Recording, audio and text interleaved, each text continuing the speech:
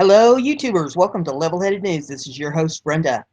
Don't know what's going on today, but there are a lot of stabbings and shootings and things going on all across the United States. I have 4 breaking stories for you. All 4 of the URLs are in the description of this video for your convenience.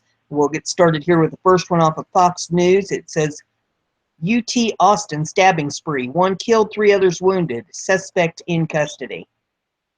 A student at the University of Texas, Austin, attacked his fellow undergraduates Monday with what authorities described as a bowie-style hunting knife, killing 1 and injuring 3 others.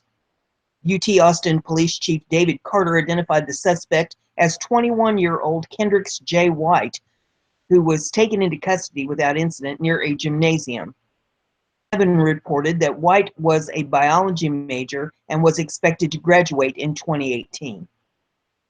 University President Greg Fenves decried what he called an unconscionable violent attack, that all classes and activities had been canceled for the day. This breaks my heart that any of our students were touched by tragedy, Fenves said. The stabbings unfolded around 1:45 p.m. Central Time near Gregory Gym, home to the school's women's volleyball team. Carter said an officer responded to an initial report of a stabbing and arrested the suspect. That 3 other victims were found approximately a block away. There was no immediate word on the conditions of the injured, and authorities did not provide a possible motive for the attack. 3 other victims were white, and the 4th was Asian, Carter said, without noting which victim was deceased. The suspect is black. Student Rachel Pritchett told the Associated Press she was standing in line at a food truck outside the gym when she saw a man with a large knife approach the person standing behind her. The man was standing next to me, Pritchett said. He grabbed him by the shoulder and shoved the knife in. I just started running as fast as I could.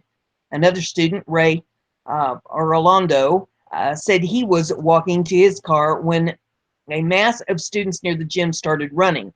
They were just screaming, run, get out of here, Orlando said. Lindsay Clark said she saw the suspect get tackled by police as he was running toward the entrance of Jester Hall, a complex of dormitories and classrooms. She described him as wearing a bandana and gray sweatshirt and said he appeared quiet and subdued as police held him on the ground. You could see and hear people running and screaming. There he is, before he was tackled by officers. University Police Chief David Carter said it would be premature to discuss the suspect's motives and what was going through his mind.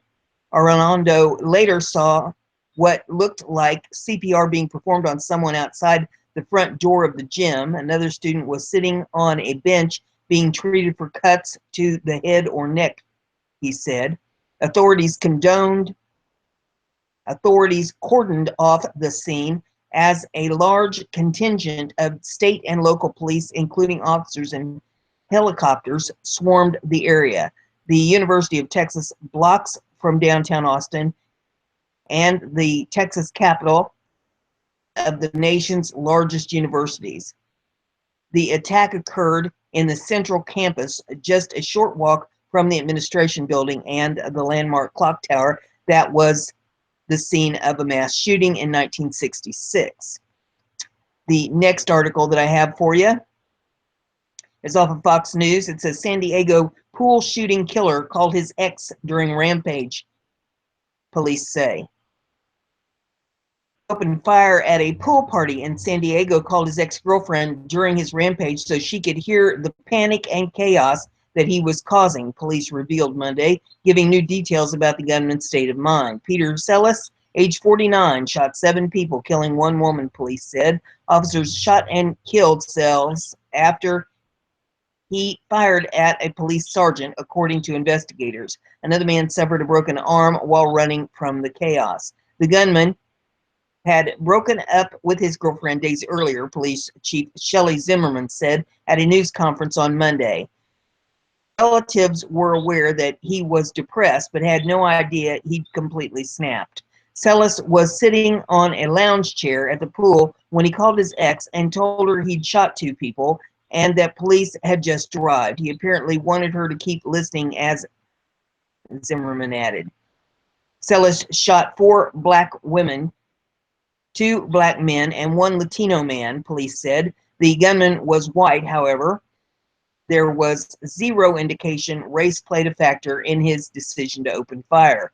The killer seemed unfazed during his rampage, witnesses said. Shaharrer Jeff told the San Diego Union Tribune he learned from his 8-year-old granddaughter that the gunman was sitting and drinking a beer and relaxing and shooting.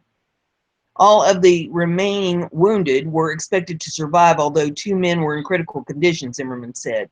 Celis had filed for bankruptcy in 2015, the newspaper reported. The filing showed he was a car mechanic and a father. One of the partygoers apparently lived at the complex not far from the University of California, San Diego, Zimmerman added. This is truly a horrific act of violence that took place here today, Mayor Kevin Falconer said at a news conference. Our entire city is, our entire city, all of our thoughts and prayers, all San Diegans are with the victims and their families tonight. Zimmerman said a police helicopter arrived to the scene in the upscale neighborhood of La Jolla around 6:07 p.m. local time. The pilot reported seeing multiple victims on the ground and that Celis in the pool area holding a large caliber handgun and appeared to be reloading. Ricky Galindez, age 27, heard the gunshots and went to look outside his 6-story apartment when he spotted a man bleeding and running near the pool below. Galindez told the Associated Press that he called out to ask the man if he needed help with his roommate when his roommate grabbed him, yanked him down, and then pointed toward a man sitting in a chair with a gun. The balcony, he was just sitting down with a gun on his lap, Galindez said. I mean, from my perspective, the guy was ready to do whatever he was going to do. He shot at people having a good time and having a party.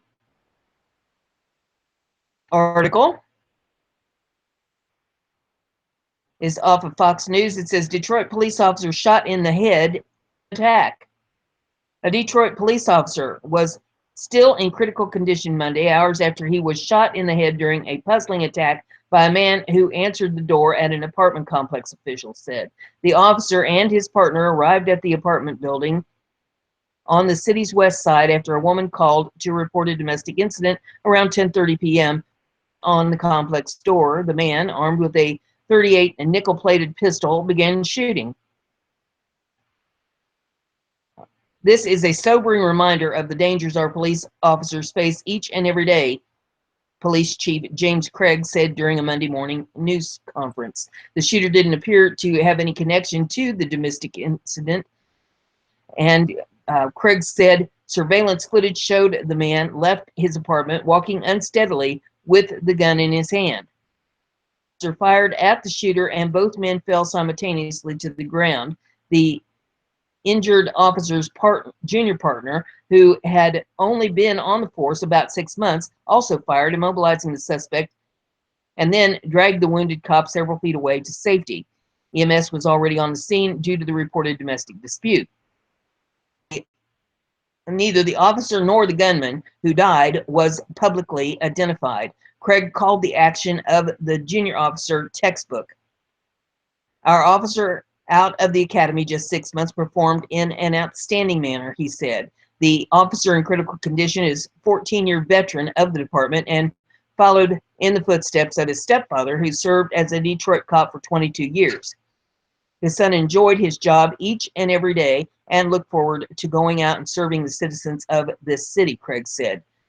Though the officers who answered the domestic call were in uniform, Craig said the shooting did not appear to be a targeted attack.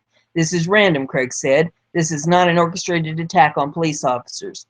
Craig said it was the 8th time since September that a Detroit officer had been injured or killed in a shooting.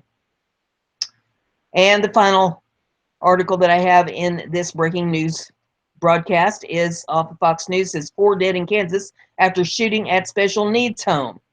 4 people are dead, including the gunman, after a shooting at a special needs home in Topeka, Kansas on Sunday. 4 men were pronounced dead at the scene, while another male was taken to the hospital with non-life-threatening injuries. The suspected gunman died from a self-inflicted gunshot, Police Lieutenant Colleen Stewart told the Topeka Capital Journal. Police had received a report of the incident by a call from the home. At least 12 police officers and detectives were at the scene of the shooting within minutes of receiving the call, according to WIBW News. Kansas Highway Patrol troopers were also called in to help take statements and block off a portion of the road. Both the shooter and all of the victims were linked with the home, but Stewart did not reveal their specific associations.